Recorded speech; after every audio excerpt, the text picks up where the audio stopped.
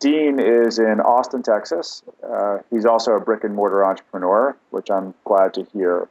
And his question is what are the key lessons that you've experienced that I should consider?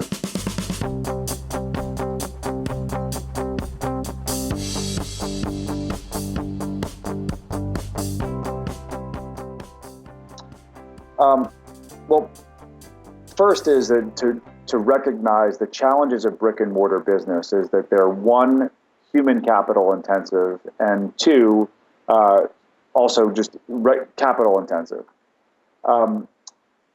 One of the challenges that we've had as a fast growth company in the brick and mortar space is that as we improve our product and as we iterate, that unlike a web company that can change some code and their entire aesthetic is upgraded instantaneously, when you're in a brick and mortar business, everything moves a little bit more slowly.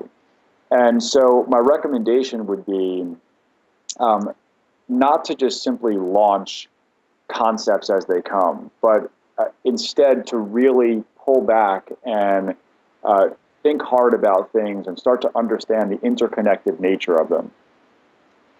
Even the best ideas are so interconnected with every aspect of your business that it usually is cause for change across a very broad spectrum. And even the slightest change in a brick and mortar business can be very costly and complicated. And so what you want to do is you really want to think about the interconnectivity of the different aspects of your brick and mortar business and map out what do they all look like when they work together. And then once you really apply that systematic thinking to it, then you can start to implement it in the real material form.